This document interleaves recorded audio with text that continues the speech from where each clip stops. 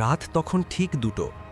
হাইওয়ের ধারে একা দাঁড়িয়ে থাকা ফিলিং স্টেশনটা প্রায় ফাঁকা, শুধু হালকা কুয়াশা আর ঝিমঝিমে আলো। রিফাত সেদিন নাইট শিফটে একাই ছিল। হঠাৎ দূর থেকে একটা হলুদ ল্যাম্বরগিনি কার এসে থামল। গাড়ির কাঁচ কালো, ভেতরে কাউকে দেখা যাচ্ছে না। রিফাত এগিয়ে গিয়ে বলল, কত টাকার তেল দেবেন? Full tank. রিফাত তেল ভরতে লাগলো, কিন্তু তার শরীর ঠান্ডা হয়ে গেল। গাড়ির ভেতরে কেউ নেই, ড্রাইভারের সিট ফাঁকা, স্টিয়ারিং নিজে নিজে ঘুরছে হালকা। স্টিয়ারিংটা নিজে নিজে ঘুরছে, আমার হাত কাঁপছে, পালাতে হবে। গাড়ির দরজা জোরে বন্ধ হয়ে গেল। ঠিক তখনই পাম্পের মিটার নিজে নিজে শূন্য থেকে বাড়তে শুরু করলো।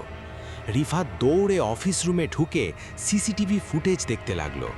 স্ক্রিনে যা দেখল, গাড়ির ড্রাইভিং সিটে একজন বসে আছে, মুখটা রক্তে ভেজা, চোখ দুটো ফাঁকা। হঠাৎ স্ক্রিনে লোকটা ক্যামেরার দিকে তাকালো।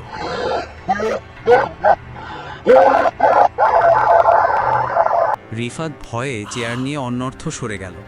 ঠিক তখনই কলিং বেল বেজে উঠল। রিফাত দৌড়ে দরজা খুলতে গেল। বাইরে কেউ নেই। হলুদ রঙের ল্যাম্বরগিনি গাড়িটা দাঁড়িয়ে আছে এবং মাটিতে পড়ে আছে পুরনো খবরের কাগজ ও রক্তমাখা কিছু টাকা।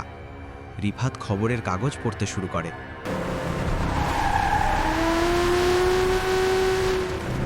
প্রায় 2 বছর আগে আসাদ সাহেব তার নতুন ল্যাম্বরগিনি গাড়ি নিয়ে অফিস থেকে বাসায় ফিরছিলেন।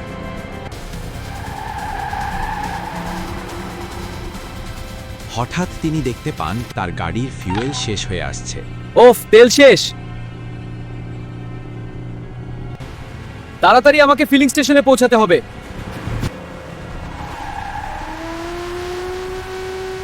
হঠাৎ একটা রড বহনকারী ট্রাকের সাথে আসাদ সাহেবের গাড়ির অ্যাক্সিডেন্ট হয় এবং ঘটনাস্থলে তিনি মারা যান।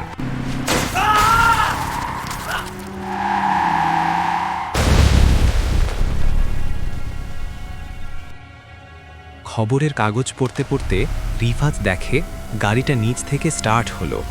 রিফাত কোনো কিছু বুঝে ওঠার আগে গাড়িটা ইউটার্ন নিয়ে রিফাতে ধাক্কা মারে। রিফাত ঘটনাস্থলেই মারা যায়।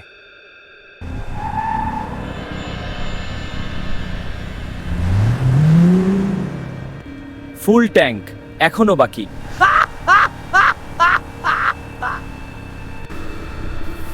Who is next?